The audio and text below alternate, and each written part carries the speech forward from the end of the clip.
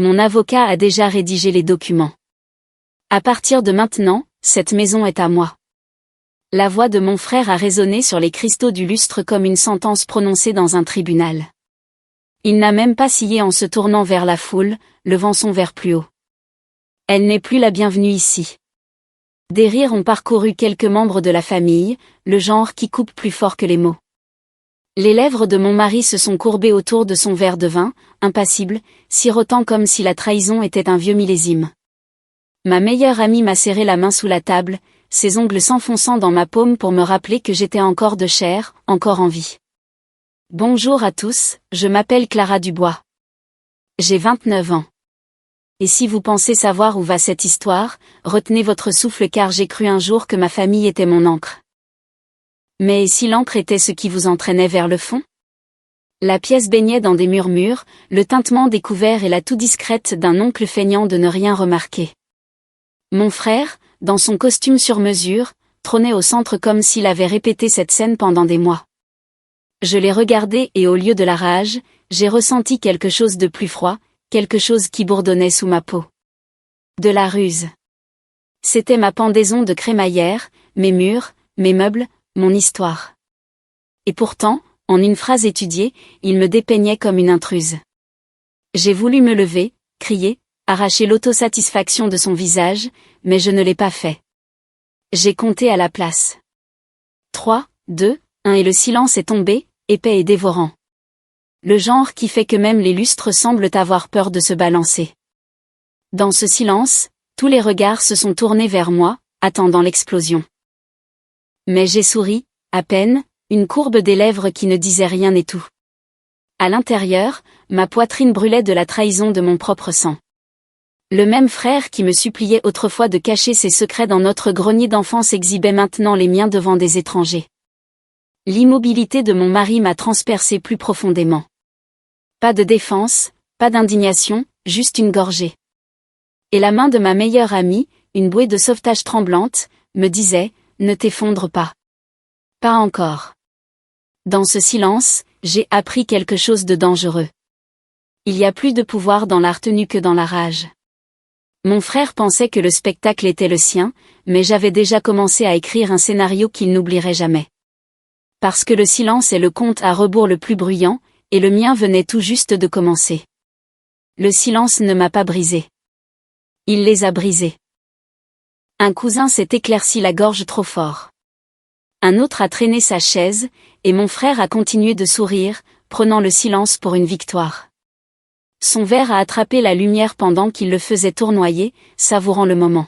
« Ne reste pas assise là, a-t-il dit, presque pour me narguer. Tu savais que ça allait arriver.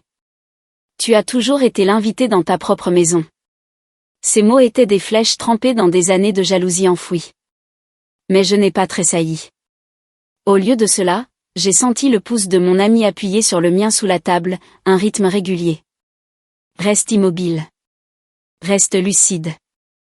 J'ai scruté la pièce comme un champ de bataille. Les oncles se sont penchés en arrière, bras croisés, feignant la neutralité. Les tantes ont chuchoté derrière leurs serviettes, leur chuchotement s'élevant comme de la fumée. Mon mari. Oh, mon mari. Il était nonchalamment appuyé contre sa chaise, un demi-sourire serré, les yeux évitant les miens. Il était trop à l'aise dans l'ombre de mon frère, trop complice. À l'intérieur, mon pouce est emballé, non pas de choc, mais de clarté. Sa déclaration n'était pas spontanée. C'était un coup monté. Un scénario élaboré non seulement par mon frère, mais soutenu par quelqu'un qui connaissait mes faiblesses, quelqu'un de plus proche que le sang. J'ai levé mon verre lentement, m'accordant à son rythme. Intéressant, ai-je dit doucement, ma voix assez basse pour qu'il se penche. Mais dis-moi, mon frère, quand as-tu commencé à échanger la loyauté contre des signatures? Était-ce avant ou après avoir emprunté de l'argent que tu n'as jamais remboursé? Son sourire en coin a vacillé. Juste un éclair, mais suffisant. Mes mots ont imprégné l'air comme des fissures se formant dans du marbre poli. Mon ami a resserré sa prise sous la table. Une ovation silencieuse, une promesse secrète. Je suis avec toi. La foule s'est agitée inconfortablement, sentant l'étincelle de quelque chose de plus grand qu'une querelle de famille. Et à ce moment-là, j'ai réalisé que mon frère n'était pas le seul à s'être préparé pour cette nuit. Parce que parfois, la vengeance n'arrive pas en coup de tonnerre. Elle commence par des murmures qui coupent plus profondément que les cris. Et j'étais prête à chuchoter plus fort que personne n'aurait jamais pu le douter. Son sourire en coin s'est fissuré à peine, mais je l'ai vu. Ce scintillement de panique qu'il essayait d'enterrer sous l'arrogance. Il a posé son verre trop vite, le son résonnant fortement sur la table. Ne déforme pas les choses, a-t-il claqué. Tout le monde ici sait que tu as été imprudente. Quelqu'un devait intervenir avant que tu ne détruises tout. Le public s'est rapproché, avide de drame. Ma poitrine s'est soulevée lentement, délibérément. Je n'ai pas précipité ma réponse. Détruire tout, ou construire quelque chose que tu ne pouvais pas supporter de me voir posséder. Des halètements ont fusé. La lumière du lustre a scintillé sur une douzaine d'yeux changeants. La mâchoire de mon frère s'est contractée, mais son regard a d'abord dévié vers mon mari, puis vers les papiers soigneusement pliés dans la poche de sa veste. C'est là que ça m'a frappé. Mon mari n'était pas silencieux parce qu'il était neutre. Il était silencieux parce qu'il savait déjà. Mon estomac s'est serré comme un nœud trop vite tiré. La trahison avait un visage, et c'était celui qui sirotait du vin à côté de moi. Je l'ai regardé, forçant ses yeux à rencontrer les miens. Il a détourné le regard le premier. Confirmation. Le silence est devenu plus lourd, comme des nuages d'orage qui pèsent. La main de ma meilleure amie a tremblé contre la mienne, non pas de peur, mais d'une fureur qu'elle ne pouvait pas montrer. Soyons clairs, a continué mon frère, la voix montant. L'acte est signé. L'avocat le confirmera. Ce n'est plus à toi. Sa certitude était répétée, mais le tremblement dans son ton le trahissait. Il n'était pas invincible. Il était acculé par son propre mensonge, et tout le monde dans cette pièce l'a senti se propager. Je me suis penchée en avant, ma voix à peine un murmure, le genre de murmure qui force les gens à retenir leur respiration juste pour l'entendre. Tu crois peut-être avoir volé ma maison, mon frère, mais tu n'as fait que monter la scène de ta propre chute. Le lustre a vacillé une fois, comme si même l'électricité retenait son souffle. Le compte à rebours n'avait pas pris fin. Il s'était seulement accentué, et je sentais chaque perdu attendre la prochaine explosion, sans réaliser que je tenais l'allumette. L'allumette a brûlé dans ma main, invisible, mais brûlante. J'ai laissé le silence s'étirer jusqu'à devenir insupportable, jusqu'à ce que la pièce elle-même se penche en avant. Puis j'ai parlé doucement, délibérément. Si tu crois vraiment que l'acte est à toi, mon frère, alors pourquoi tes mains tremblent chaque fois que tu en parles? Ses doigts se sont figés en plein geste, tremblant contre le pied de son verre. Un silence de mort a balayé les invités, leurs regards se fixant sur le minuscule aveu de nervosité dans sa posture. Il a essayé d'en rire, mais le son est sorti cassant, creux. Mon mari s'est éclairci la gorge. Enfin, ça suffit, a-t-il dit, trop calme, trop préparé. Ce n'est pas l'endroit pour les drames familiaux. Tout le monde est venu ici pour célébrer. Je me suis tournée vers lui lentement, mes yeux se plissant. Célébrer quoi? Ma maison ou l'illusion que la loyauté vit encore sous ce toit? Les mots ont tranché l'air. Mon mari a tressailli juste assez pour que je le voie. C'est à ce moment-là que la vérité est devenue indéniable. Il n'était pas seulement complice. Il était impliqué. De l'autre côté de la table, ma meilleure amie était assise, rigide, les yeux flamboyants, bien que ses lèvres ne bougent jamais. Elle m'a serré la main une fois fort, comme si elle me transmettait de la force dans le sang. Et ça a marché. Ma peur s'est transformée en quelque chose de plus vif, de plus pur. Concentration. Dis-leur, mon frère, ai-je insisté, la voix stable. Qui a financé ton avocat? Qui t'a fourni les détails de mon hypothèque, de mes comptes, de mes points faibles? Était-ce toi seul? Ses yeux ont cligné juste une seconde vers mon mari. C'était suffisant. La pièce a halté comme le son collectif de masques qui glissent.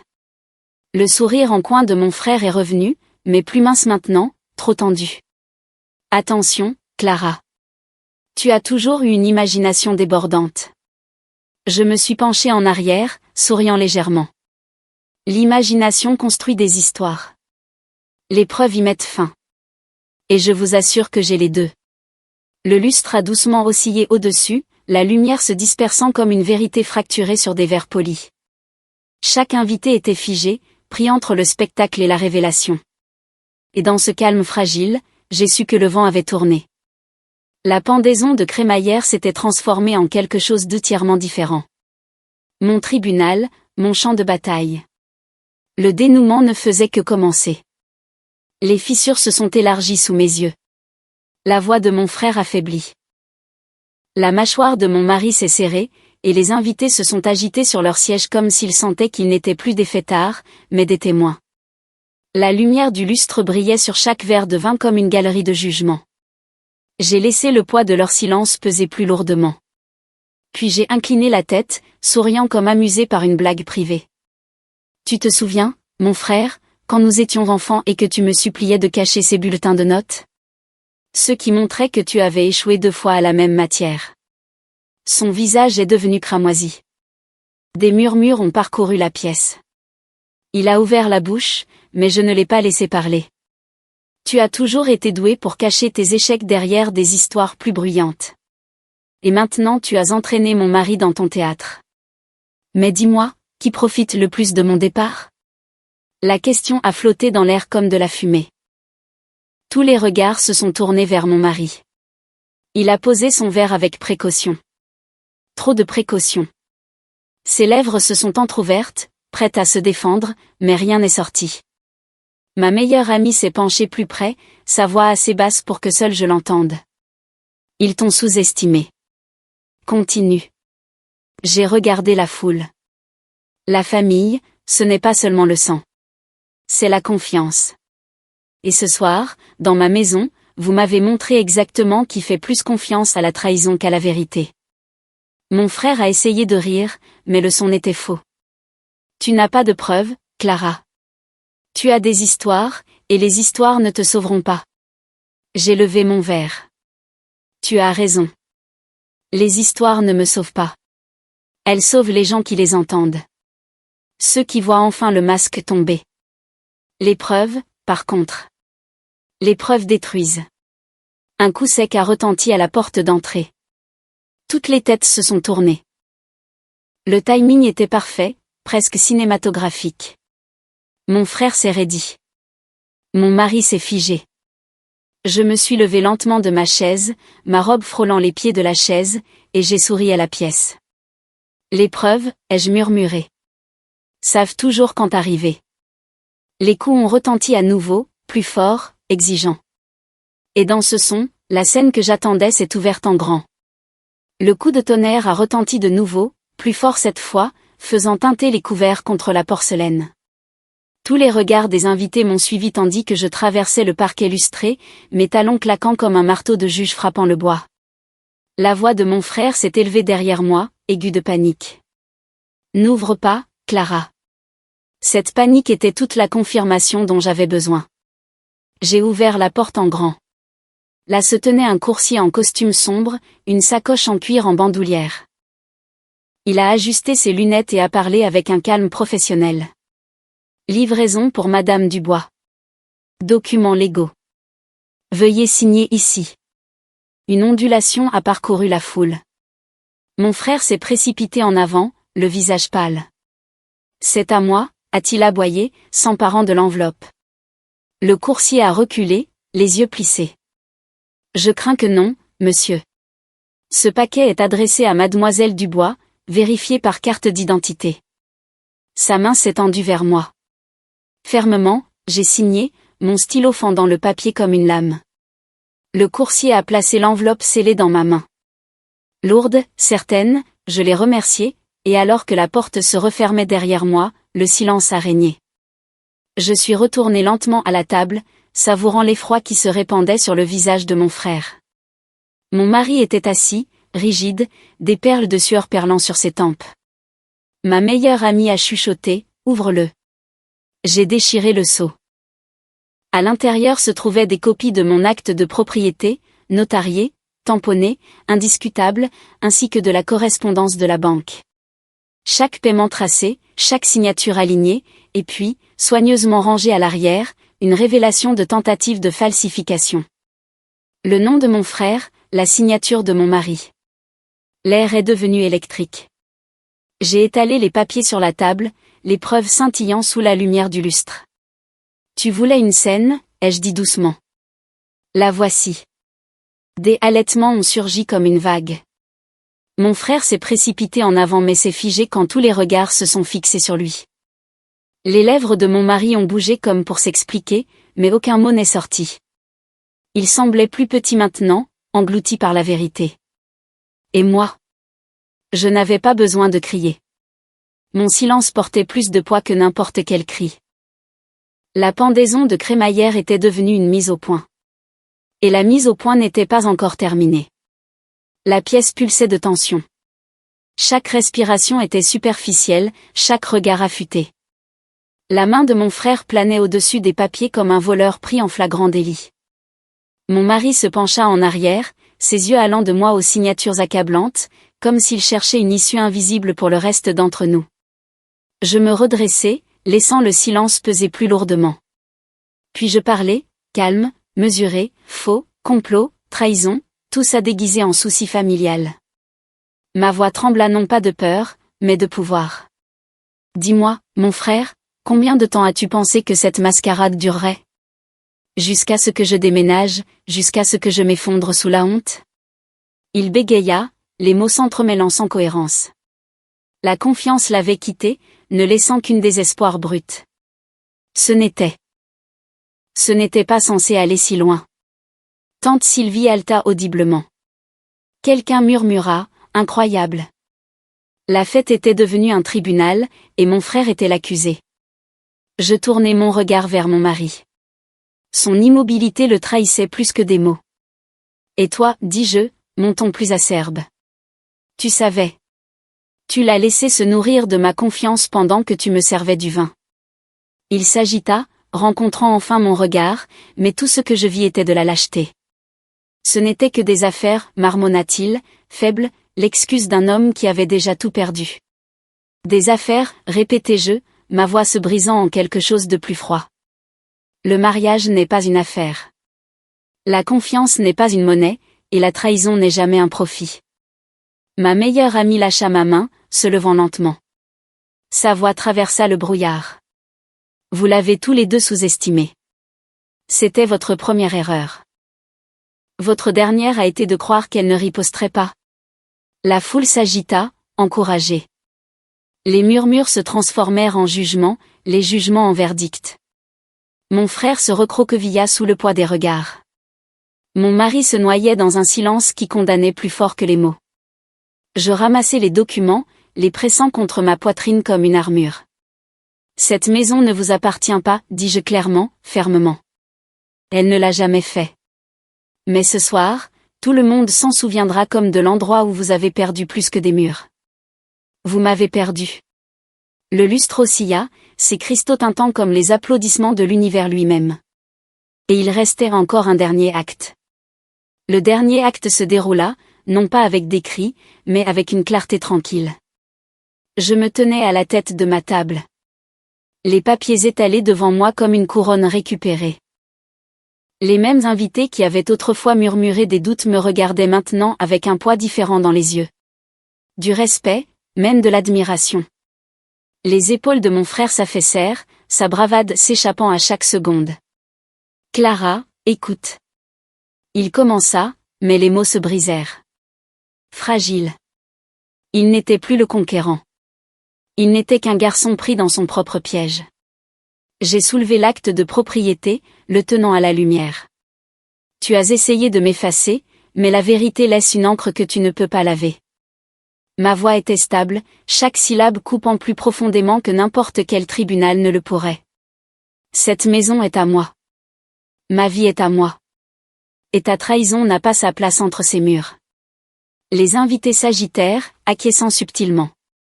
Même ceux qui étaient restés neutres se penchaient maintenant vers moi. Le vent avait tourné, et c'était irréversible. Je regardai ensuite mon mari. Il n'a pas croisé mon regard, sa main se serrant autour de son verre jusqu'à ce qu'il tremble. Tu as choisi le silence quand ta voix aurait pu compter, ai-je dit doucement. Et en silence, tu as révélé qui tu es. Alors ce soir, mon serment est simple. Tu ne partageras plus jamais ma table. Il déglutit difficilement mais ne dit rien. Ce silence était sa confession. Ma meilleure amie passa son bras dans le mien, me ramenant à la réalité. Sa présence était la preuve que la loyauté vivait encore, même quand le sang et les vœux s'effondraient. Je me suis retourné vers la foule, mes mots calmes mais résolus.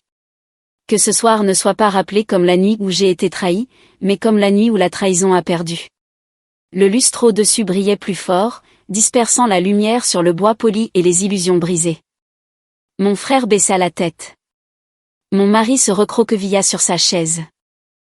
Et les invités commencèrent à se lever, certains en soutien, d'autres de honte. J'ai pressé les papiers contre mon cœur, et pour la première fois de la soirée, j'ai vraiment respiré. Le poids s'est levé, remplacé non par la rage, mais par la clarté. La trahison avait construit cette scène. La justice avait baissé le rideau.